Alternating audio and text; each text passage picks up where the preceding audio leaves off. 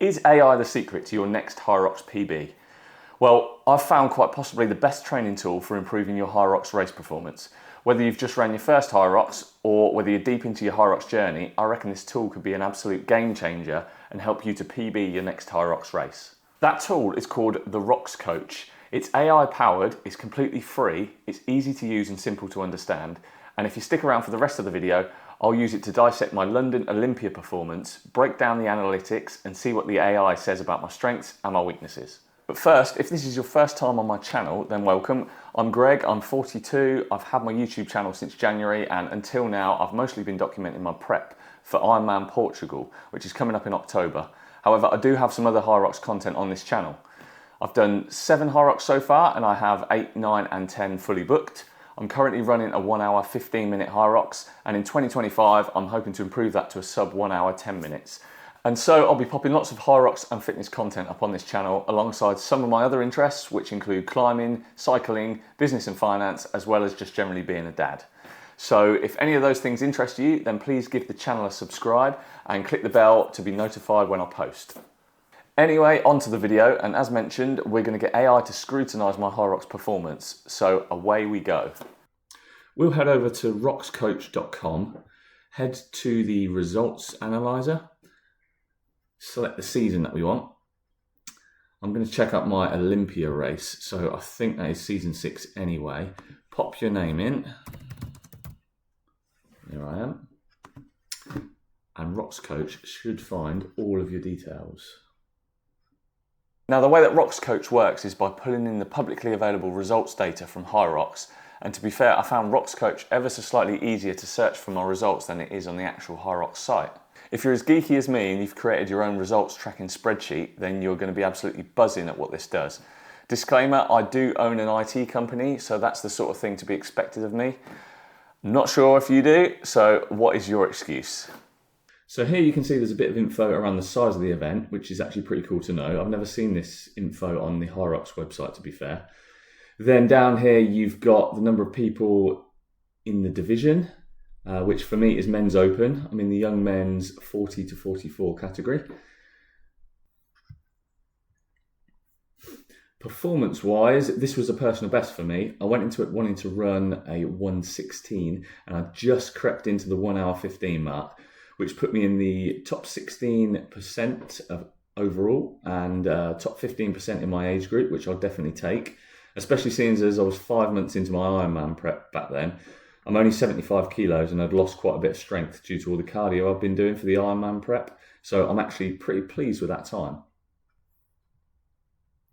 Here we've got my overall running total and best lap, and these green minus figures mean that my times were below the average times of athletes who finished with the same or similar time to me. So Hyrox Coach is benchmarking me against people that ran an overall time which is exactly the same as mine or similar to mine based on data from 1,000 other athletes. But our individual splits to achieve that time could be completely different. So that's this chart down here. So for example, I could run a 5-minute second lap but push the sled in 2 minutes, and someone else could run their second lap in 4 minutes but take 3 minutes on the sled. And we'd be even Stevens coming off the sled and heading out into run 3. This chart here shows that type of data. This next section is pretty standard. You can get all the info on your splits from the Hyrox site, but what you don't get on the Hyrox site is that split comparison between you and the other athletes running at the same time as you, which I think is pretty cool. As you can see, for example, on my 8th run down here, somehow, and I've absolutely no idea how after coming off those disgusting lunges, somehow I ran 1 minute 24 seconds faster than the average of the other guys. No idea how that happened, but I'll take that. Looking at my times against the averages then, and it's obvious to see that I excelled on the farmer's carry. Historically, the farmer's carry has been my easiest workout functional thing. What are these actually called? Do you call them sections, exercises, workouts? I still never actually know what to call them after all this time. But farmer's carry, I'm normally in amongst the faster guys in that thing. So the lunges killed me off a little bit. And again, it surprises me how that 8th run went so well after those lunges. I must have been gagging to get it over and done with. That's all I can think.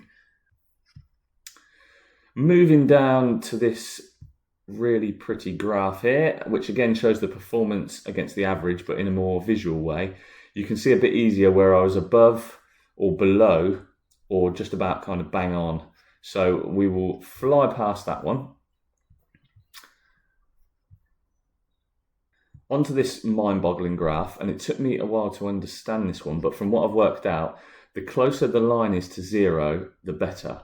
So this is the pacing quality graph, and the description says, in Hyrox racing, mastering pacing is essential.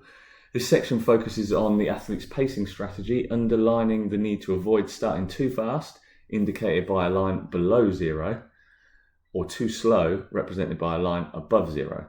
Aiming for a pace close to the average, showing minimal difference from zero, is key for consistent performance and optimal race efficiency. So you can see my lines are fair way above zero, indicating my pacing versus the average is slower overall. And it essentially follows this trend up here. So if I scroll back up to total time, you can see that after my first lap, I'm 47 seconds behind the average. By the time I'm done with the ski, I'm 54 seconds behind the average, and so on and so on.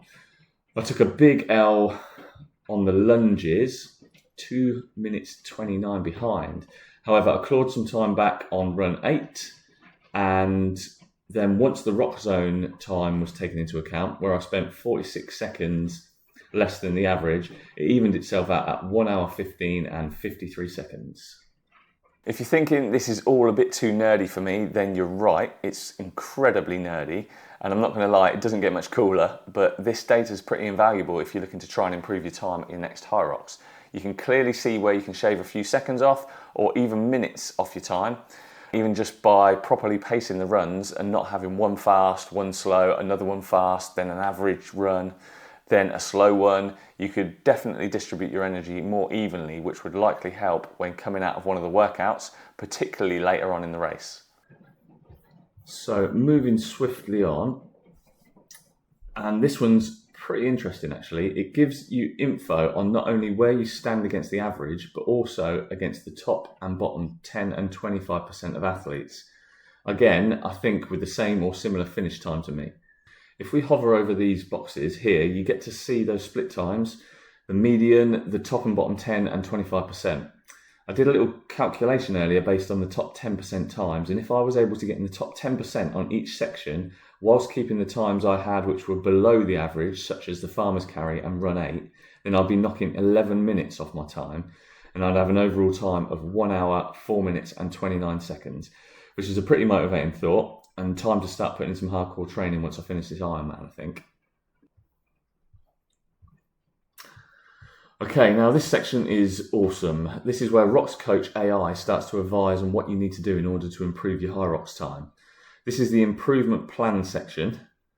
And Rox Coach says, based on our analysis, here are the focus areas for improvement. We looked at the results of similar athletes to determine how quickly the athlete could improve on some stations and where is the path of least resistance to improve my time. Oh look, it turns out they are actually called stations, not areas. They are all workouts or things. They're called stations. It's good to know. The percentile rank is the current position of the athlete compared to the competition. It goes from 0 to 100, where 0 is the best and 100 is the worst. It shows the potential improvement for each station. The athlete should focus on the stations with the highest potential improvement and the biggest duration. No shit. Thanks, Rox Coach. So for me, a big improvement in the farmer's carry station won't be as impactful as a small improvement in the wall ball station. So what that's basically saying is that my farmer's carry is so damn good that I just can't possibly improve it anymore. But my wall balls are absolutely shocking. So focusing more on that's going to give me a lot more gains than if I was just focusing on the farmer's carry. So you can see all of the stations listed here, and no surprise with the sandbag lunges, I'm in the top 99 percentile, so I'm absolutely terrible. It thinks I've got a potential improvement of 1 minute 57 seconds, which I guess will put me in the top 10% that we saw up here.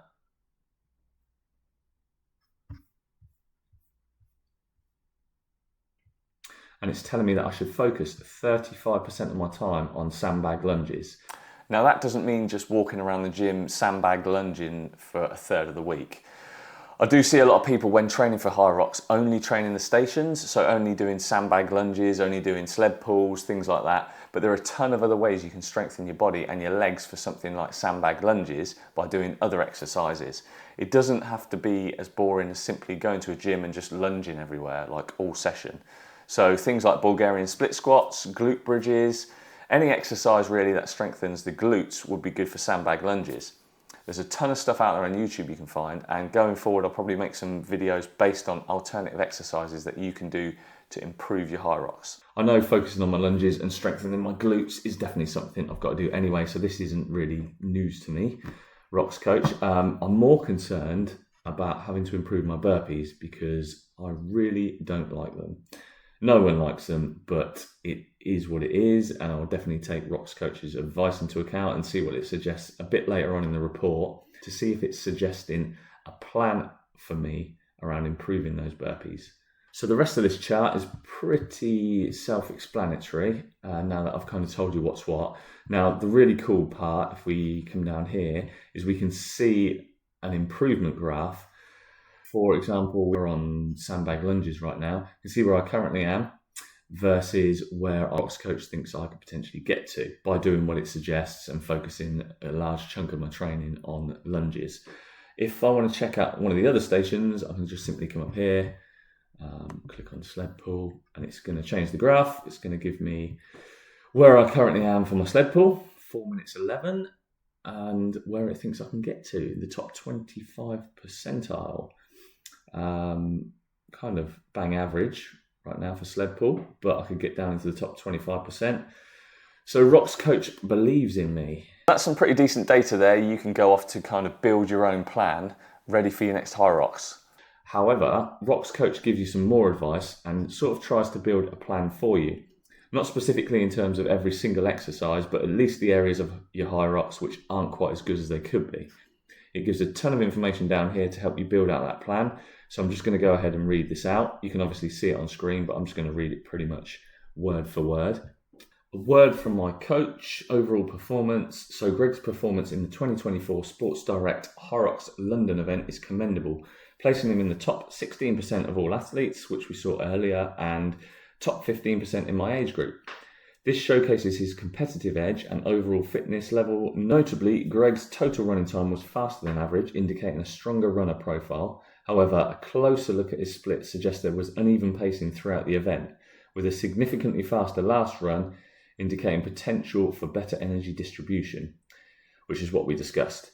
Performance in strength-focused exercises, particularly in the sandbag lunges, I can tell he's going to be harsh here, suggest a need for a balanced training to improve both strength and endurance components of the race.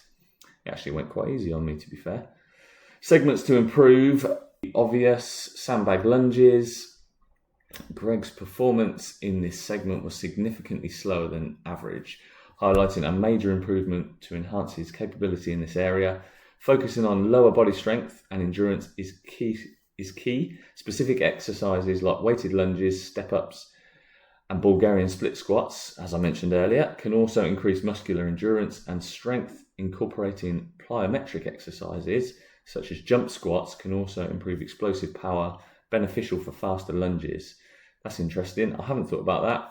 Well done, coach. So the lunges, I would say, causes me the most discomfort out of all the stations. By the time I'm at the lunges, I'm pretty severely dehydrated and I can start to feel myself cramping up. So whilst I'll definitely take Rox coach's advice, I'll also make a mental note to keep drinking the fluids in the Rox zone as I build up throughout the event to the lunges. Also, I could be making this up, but I vaguely remember in the Rox zone at the Olympia, they had water, Red Bull and electrolytes. And that's the first time I've seen electrolytes used in a Rox zone in a Hyrox. Anyway, on to the burpee broad jumps. Let's see what coach has to say. Another area for development, improving this requires enhancing overall explosiveness and coordination. Plyometric training, including broad jumps and burpees. Greg improve his performance, emphasizing form, especially during the landing phase, to ensure efficiency and prevent injury is crucial. Interval training combining burpees with sprints could simulate race conditions. improving his transition and execution under fatigue. Yes, I'll have to hold my hands up there. Burpee broad jumps are something I very rarely practice. And I think I said earlier, I didn't practice any of the stations before doing my last Hyrox at the Olympia. All my training was around running and strength training, so this is definitely an area I need to practice under fatigue. I think I'm going to be going out running, coming back and then cracking on with some broad jumps. Wall balls then, and Greg's performance here was closer to average but still presents room for improvement. Focusing on core strength and shoulder endurance will be beneficial. Exercises such as medicine ball slams, thrusters and kettlebell swings can improve the necessary muscle groups. Practicing wall balls with varied weights and heights can also help adapt his technique for better efficiency during the race. I'm not actually sure what I hate the most, thrusters or lunges, but thrusters does make great sense. They're basically wall balls, but with dumbbells or a barbell held at your shoulder. So as you go down into your squat and then you explode up, you push the dumbbells and the barbell up. I haven't written these into my training plan yet, but I'll definitely be putting thrusters in there. As horrible as they are, I'll definitely be putting thrusters in there. On to my racing strategies then, and pacing. Given Greg's uneven pacing observed in the race, with a notably faster final run, working on a more consistent pacing strategy could enhance his overall performance. Interval training that mimics the race's structure, alternating between running and strength exercises, can help Greg better manage his energy throughout the event. Now, it's actually annoying that it says that, because I was monitoring my watch on my runs constantly, and I knew that I'd fallen off the pace on a few laps, but I was trying to pick the pace up on the next lap after that in order to even things out and still meet my target time. And that's actually something I had an absolute nightmare with back in London 2023. The first station I went into, my watch was just all over the place. Couldn't reset it and I just ended up sacking it off. And that's the main reason I didn't PB on that event. I was determined this time at the Olympia to make sure I was looking at my watch and I was resetting it at the beginning of each lap coming out of the rock zone. Rock zone then, and this is probably self-explanatory, but with a faster than average rock zone time, Greg shows good potential in transitioning between exercises. Further improving this aspect through practicing quick transitions and minimising rest time between exercises during training can shave off crucial seconds from his total time. So I was actually really pleased with my rock zone time at the Olympia. It was quicker than my Excel performance, and on some of the historic races I've spent forever in the rock zone. But I set myself a rule to never walk in the rock zone, regardless of whether I'm grabbing a drink or just making my way to or from a station. Never walk. The least it's going to be is a shuffle or a light jog. I find that's probably the biggest kind of mental game in Hyrox. When you enter the rock zone, you immediately want to slow down and kind of chill out a bit. But that's the time where you really need to be focused on not doing that sort of thing. So that's when you're having a battle with your own mind in terms of whether you should stop or not. If you can put in place a little rule like I've done whereby you don't walk, then that will give you a mental boost as you're coming out of the rock zone and back into your laps. And the further you get into the race, the less you're going to want to stop because you haven't already stopped and walked, if that makes sense.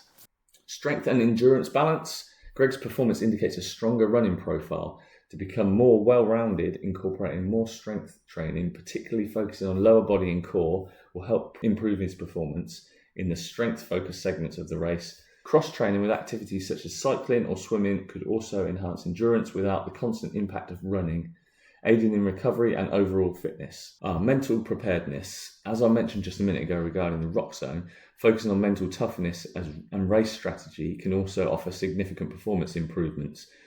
Visualization techniques, setting up mini goals throughout the race, and practicing mindfulness can help maintain focus and resilience during challenging segments.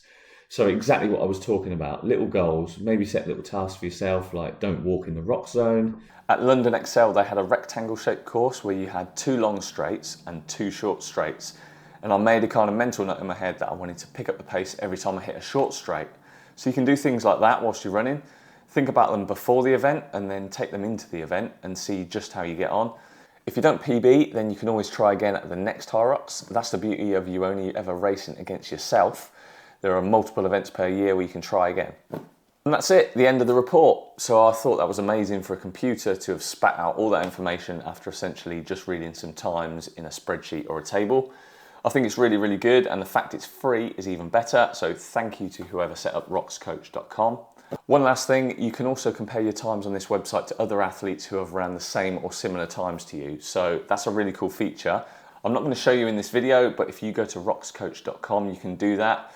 Once you've had RoxCoach analyze your results, you can scroll down to the bottom of the screen and you can compare it to another athlete. There's also a pace calculator on this website, which I haven't looked at yet. Maybe I'll do a video on that in future, but for now, that's the end of the video. Thank you very much for watching. If you've never heard of roxcoach.com before and enjoyed the video, then please drop a comment down below and please subscribe to the channel to be notified about all future videos, including the Hyrox series I'll probably make. Thanks again, and I'll see you in the next video.